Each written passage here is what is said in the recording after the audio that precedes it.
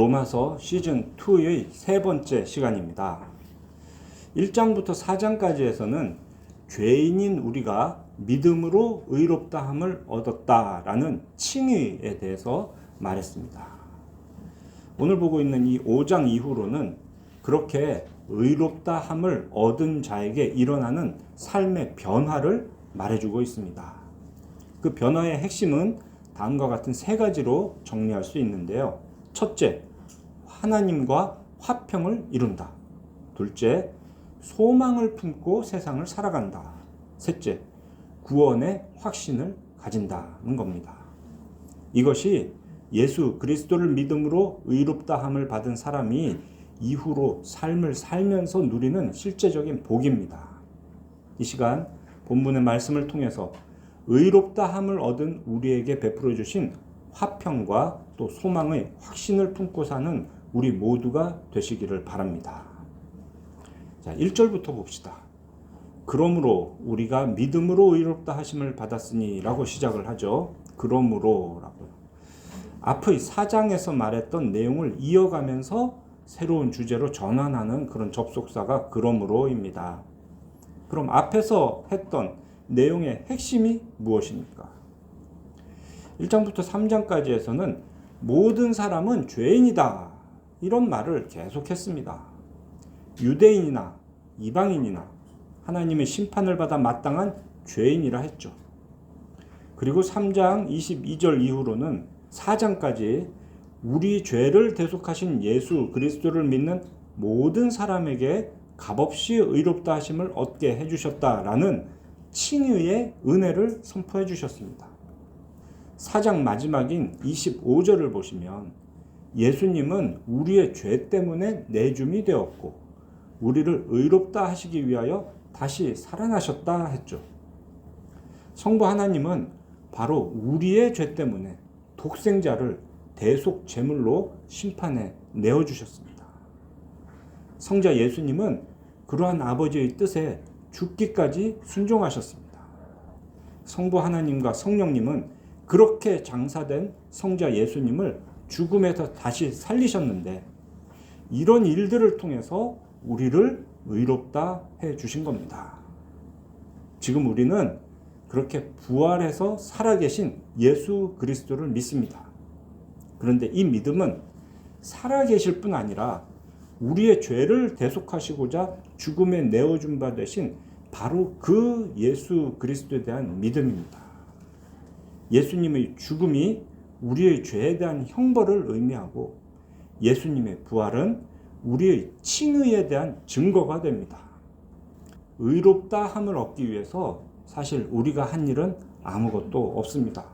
오직 삼위 하나님께서 이 모든 일들을 행하셨고 은혜로 우리를 부르셨습니다.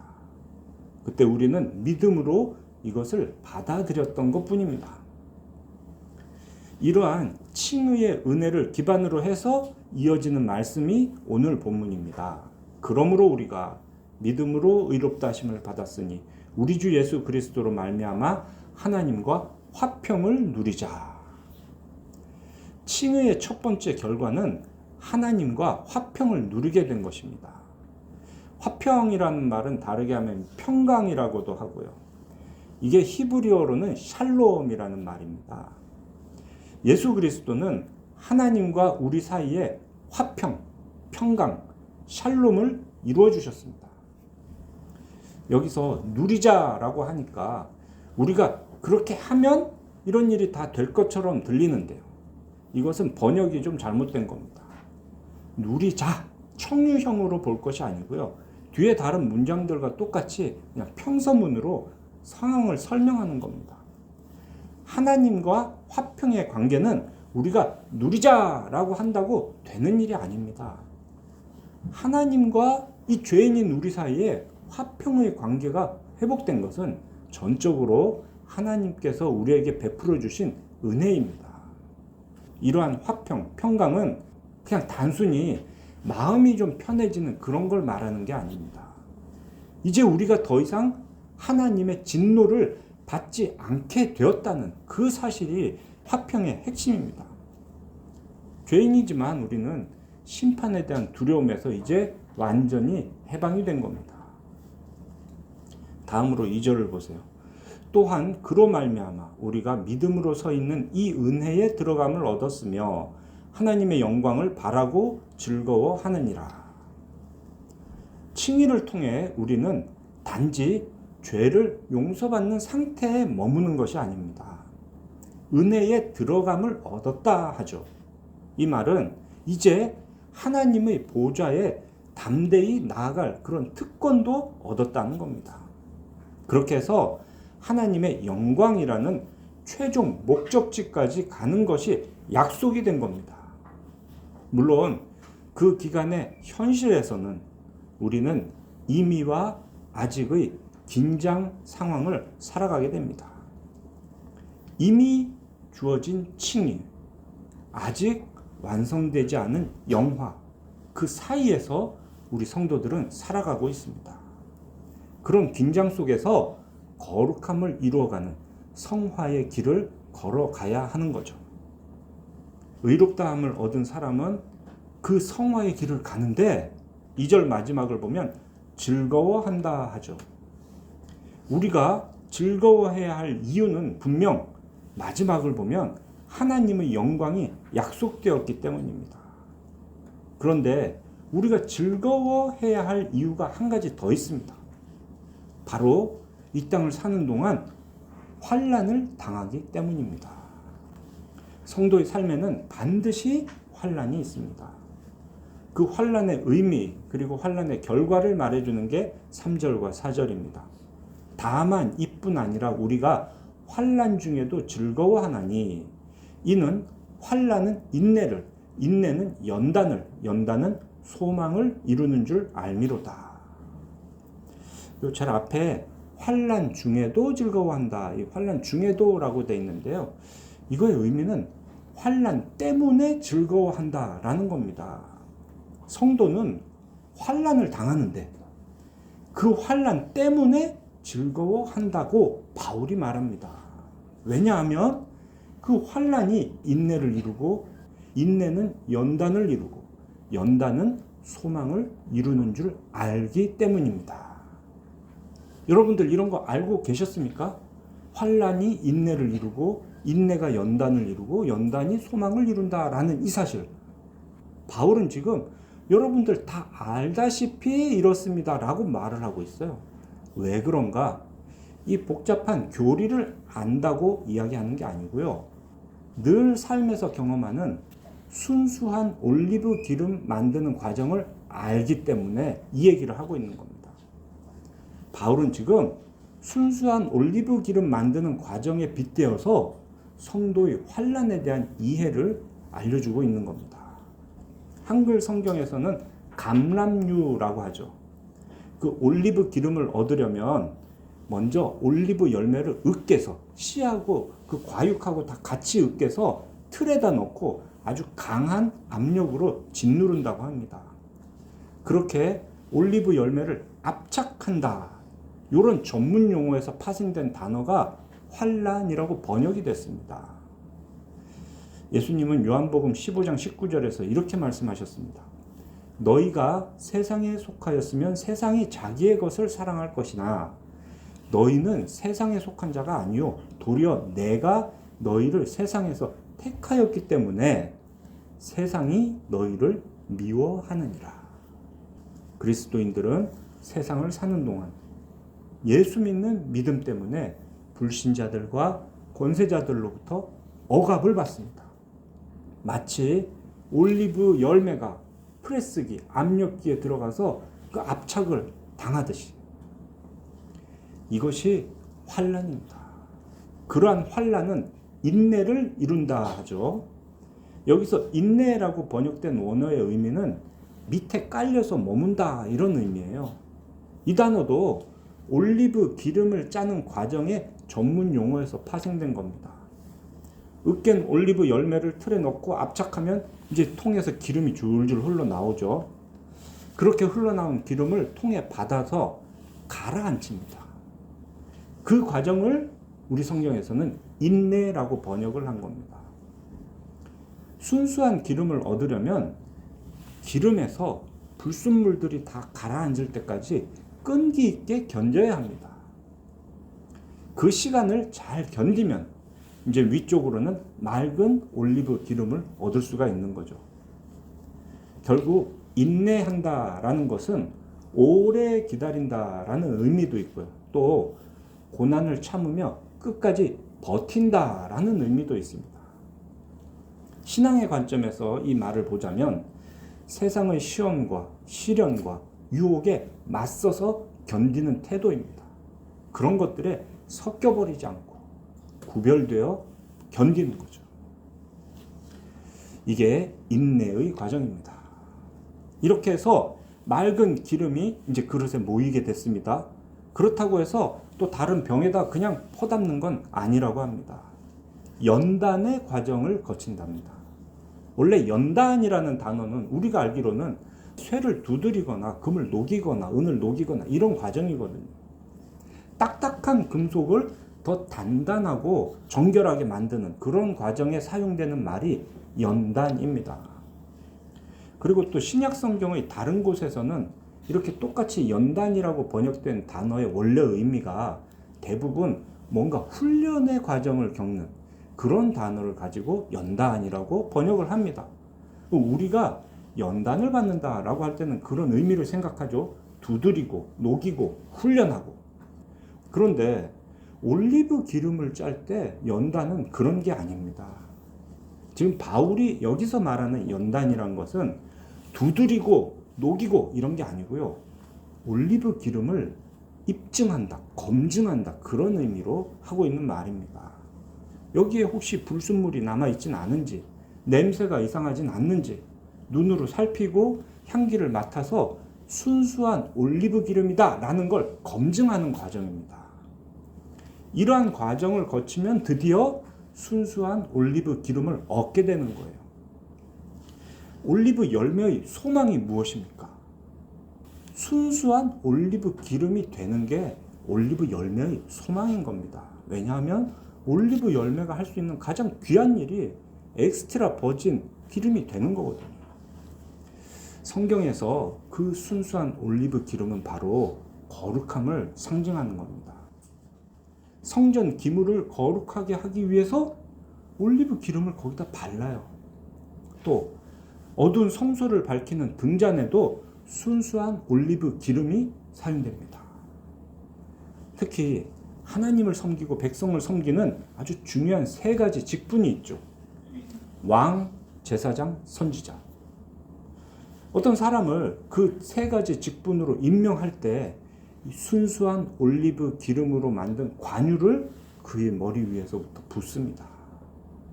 메시아, 그리스도라고 하는 예수님의 직분의 의미가 바로 기름 부음을 받은 자입니다. 그래서 바울은 지금 순수한 올리브 기름을 뽑는, 만드는 과정에 빗대어서 성도의 성화의 과정을 이야기하는 겁니다. 순수한 올리브 기름은 하나님 앞에서 거룩함을 지키는데 아주 필수적인 요소이거든요. 우리는 이 생각을 해야 돼요. 아, 바울은 지금 거룩함에 대해서 이야기를 하는구나.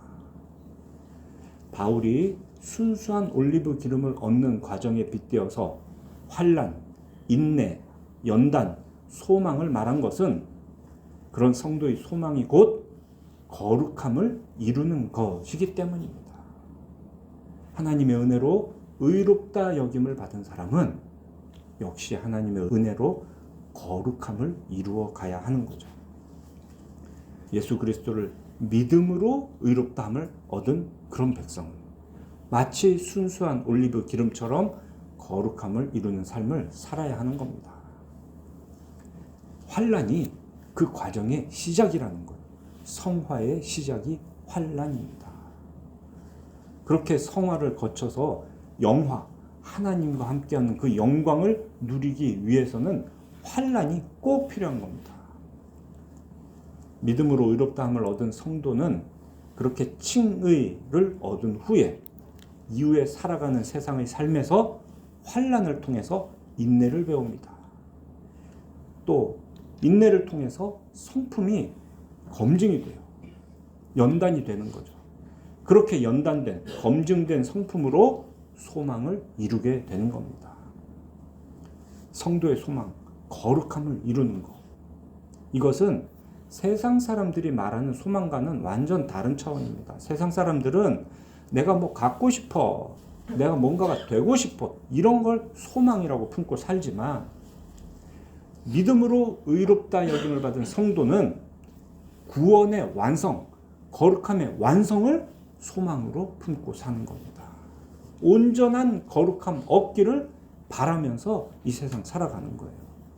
그렇게 하나님의 영광에 참여하는 겁니다.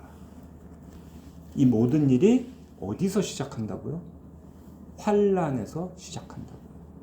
그래서 의롭다 함을 얻은 성도라면, 칭의를 받은 성도라면 세상에서 환난을 당할 때 그 환난 때문에 즐거워하게 된다는 겁니다. 이것은 사실 엄청난 변화입니다.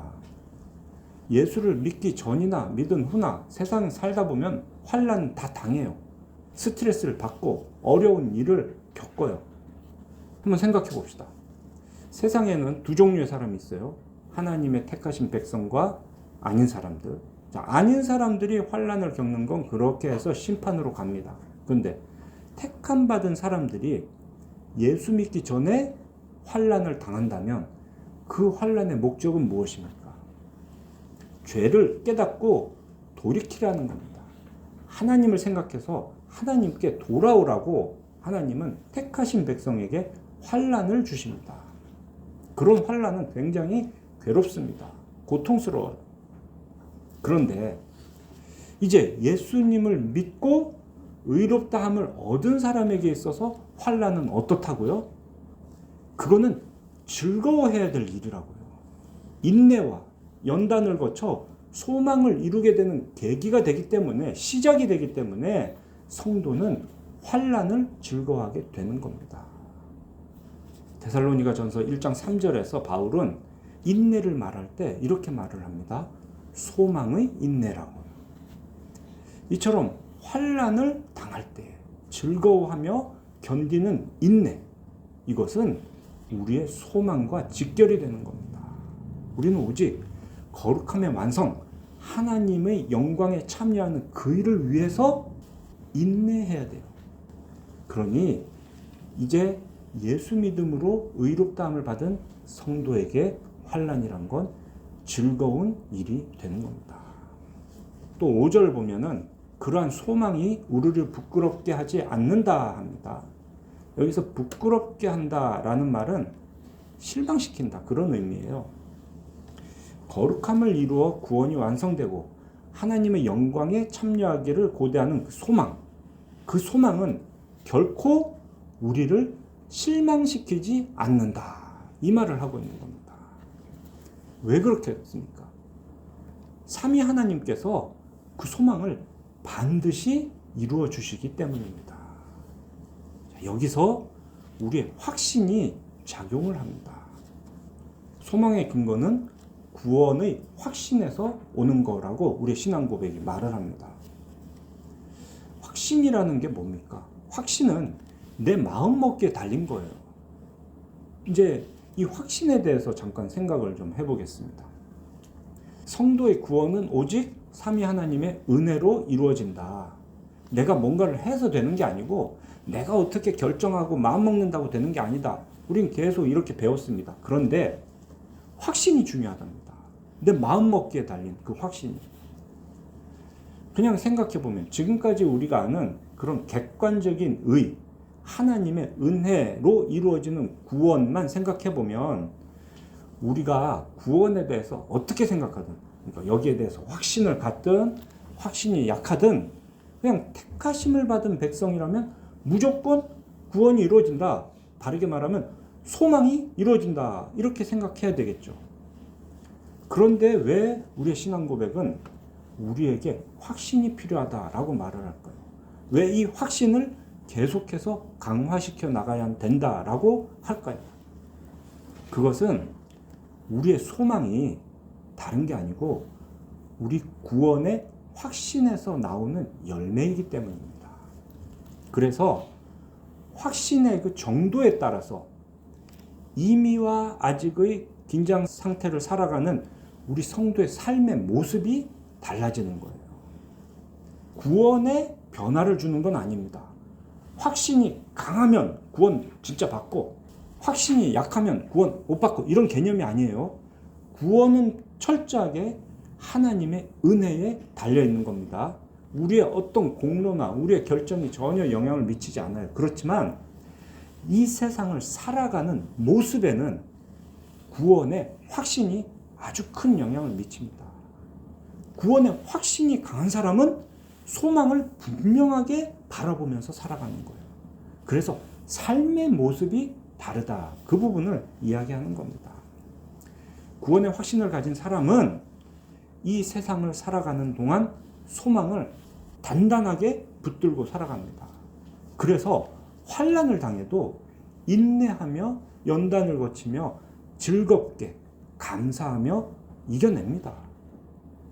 그런데 구원의 확신이 약한 사람은 소망이 약합니다. 그래서 이 세상 살아가다가 어떤 일을 당할 때마다 불안해하고 괴로워하면서 세상을 살아갈 수밖에 없습니다.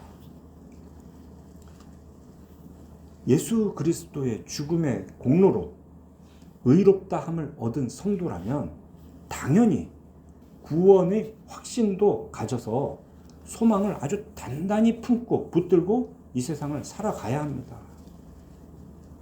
이런 확신마저도 100% 다 우리 마음에 달린 거다 이렇게는 말할 수 없습니다. 5절을 보시면 5절 그 다음으로 말하는 게 다 그 얘기예요. 확신에 대한 이야기입니다. 핵심을 보면 삼위일체 하나님께서 우리에게 확신도 주신다라고 하고 있죠. 우리에게 주신 성령으로 말미암아 성부 하나님의 사랑이 우리 마음에 부은 바 되었다 합니다. 하나님은 죄인인 우리를 사랑하셔서 이미 수백 년 전 선지자들을 통해 새 언약을 맺어주셨습니다. 예레미야 31장 31절 여호와의 말씀이니라 보라 날이 이르리니 내가 이스라엘 집과 유다 집에 새 언약을 맺으리라. 돌판에 새겼던 그 율법을 지키냐 마냐 이거 갖고 하는 게 아니고요. 예수 그리스도를 통해 이루어 주시겠다는 새 언약. 그 새 언약에서 아주 중요한 요소가 바로 성령 하나님의 역사입니다. 성령 하나님은 돌처럼 굳은 우리의 마음을 살처럼 부드럽게 변화시켜 주신다 했습니다. 죽으시고 부활하신 그 예수님께서 승천하시고 난 뒤에 오순절에 성전의 다락방에서 기도하던 제자들에게 약속대로 성령께서 임하셨습니다. 그때부터 제자들은 이제 담대하게 예수 그리스도의 죽으심과 부활에 대한 복음을 전파했습니다. 그 제자들은 성령님의 역사로 환난을 인내하며 연단을 거쳐서 소망을 이루었습니다. 그 일이 언제 일어났습니까? 예수 그리스도께서 죽으신 그 일이. 이제 6절 이후로 그 때에 대해서 말을 하고 있는데요. 6절 우리가 아직 연약할 때에 예수님이 죽으셨답니다. 여기서 연약하다라는 말은 어린아이같이 힘이 없는 상황을 말하는 건 아닙니다. 경건하지 않은 상태를 지금 바울은 연약하다라고 말합니다. 그래서 바로 이어보면 그리스도께서 경건하지 않은 자를 위하여 죽으셨다 하죠. 우리가 아직 불경건할 때 그리스도께서 불경건한 사람을 위해 죽으셨다. 그렇게 함으로 불경건한 사람을 경건하게 만들어 주셨다라는 말입니다. 그 다음 또 때가 8절에 나옵니다. 우리가 아직 죄인 되었을 때. 그 다음은 10절이죠. 우리가 하나님과 원수 되었을 때. 아직 경건하지 않을 때, 아직 죄인 되었을 때, 아직 원수 되었을 때. 바로 그 일이 일어난 겁니다. 예수 그리스도께서 십자가에 달려 죽으신 그 일. 하나님의 독생자께서 죽으심으로 불경건한 우리를 경건하게 하셨고 죄인인 우리를 의롭다 하셨고 원수된 우리를 하나님과 화목하게 하셨습니다. 그리스도께서 죽으신 그 일은 이처럼 하나님의 사랑을 확증한 일입니다. 그리고 이 모든 것은 기약대로 이루어진 일이라고 합니다. 하나님이 계획하신 그 때가 되어 일어난 일이죠. 그리고 구약에 기록된 하나님의 언약이 바로 때가 되어 예수 그리스도를 통해 성취된 일입니다. 우리의 본 모습을 이 말씀을 통해서 바로 알아야 됩니다. 우리 모두가 원래 이런 사람이었어요. 불경건하고 죄인이고 하나님과 원수된 사람. 이 사실을 잊어서는 안 됩니다. 그랬던 우리를 경건하게, 의롭다고, 화목하게 해주신 것은 오직 삼위 하나님의 은혜입니다. 우리에 대한 그러한 하나님의 사랑은 바로 예수 그리스도의 십자가에서 확증이 되었습니다. 그러니 우리는 십자가의 그 복음을 마음에 새김으로 구원의 확신을 강하게 할 수 있습니다. 설교를 통해서 예수 그리스도의 십자가에 드러난 그 하나님의 사랑을 계속 느낌으로, 그리고 우리 안에 계신 성령께서 말씀을 깨닫게 하시고 믿게 하시는 그 역사를 통해서 우리는 구원의 확신을 점점 더 강하게 할 수 있는 겁니다. 그러니 우리가 해야 될 일이 뭐겠습니까? 늘 복음의 설교를 듣고 기도해야 됩니다. 그렇게 해서 구원의 확신을 강화시켜야 돼요. 그렇게 구원의 확신이 강해지면 환난 때문에 즐거워할 수 있습니다.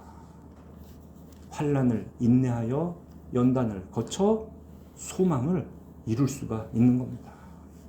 10절의 마지막에서 말하는 것, 그리스도의 부활로 말미암아 구원을 얻는다. 이것은 앞서 말했던 그 칭의의 구원을 말하는 건 아닙니다. 성화의 과정을 다 거쳐서 구원의 완성이라고 할 수 있는 영화의 단계까지 가는 그것을 그리스도의 부활로 말미암아 구원을 얻는다 할 때 그 구원의 의미로 생각하면 좋겠습니다. 죄의 육신에서 완전히 해방되어 하나님의 영광에 참여하는 겁니다. 예수님을 믿어 의롭다함을 얻을 때 이와 같은 거룩함을 이루는 과정, 성화의 과정도 역시 시작이 된 겁니다. 그리고 영화의 과정까지 약속이 된 거죠. 개혁가 칼빈 선생은 기독교 강요에서 이것을 두고 이중은혜라고 정의했습니다. 법적으로 죄인이 의롭다함을 얻는 칭의, 이게 첫 번째 은혜고, 실제적으로 거룩함을 이루어가는 성화, 이게 두 번째 은혜인 거죠. 이 두 가지 은혜가 항상 함께 있다라는 겁니다. 둘을 말한다는 이야기는 뭐가 전제가 되냐면 이 둘을 하나로 보지 않는다는 거예요. 둘을 구별해야 됩니다. 칭의와 성화의 개념을 섞어버리면 안 됩니다. 그냥 뭉뚱그려서 구원받았다 이렇게 말하면 안 되는 거예요. 어떤 사람들은 이렇게 말합니다.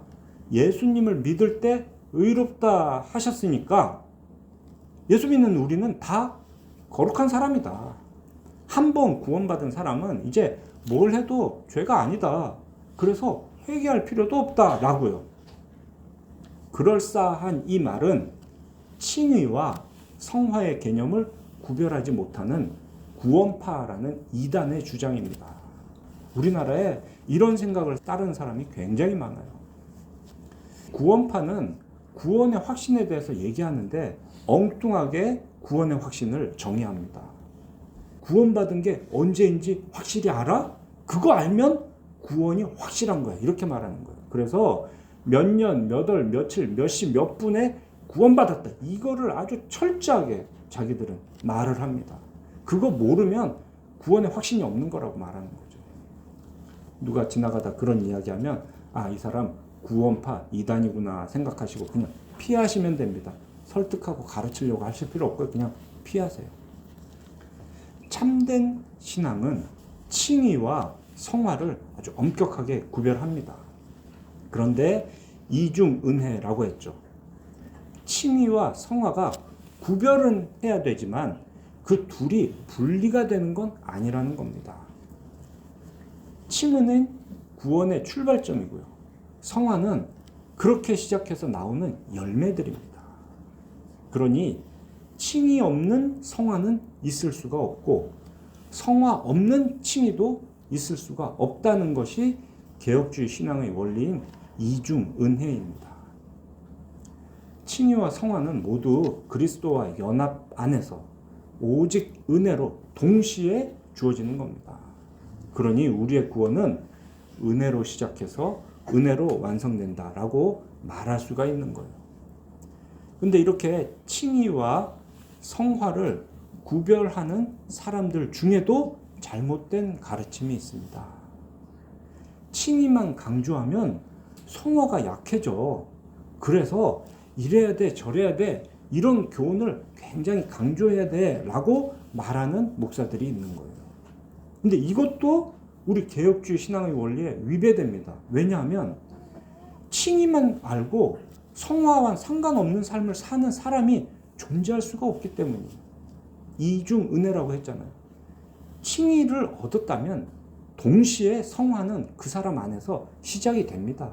그것도 성령께서 하시는 일이에요. 그러니까 목사가 구태여 이렇게 사세요 저렇게 사세요 이거 계속 강조하지 않는다고 해서 성화가 안 일어나는 게 아닙니다. 하나님의 은혜는 칭의로 우리를 구원하기 시작하시면 동시에 성화로 우리를 변화시켜 가십니다. 반드시 그렇게 하십니다. 그래서 우리는 이중은혜라는 용어를 기억을 하셔야 되겠습니다.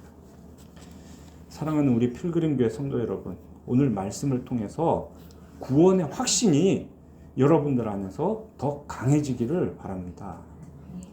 구원의 확신은 분명 우리의 마음에 달린 일입니다. 그렇지만 이것이 우리의 감정이나 또는 특별한 체험에서 나오는 것은 아닙니다.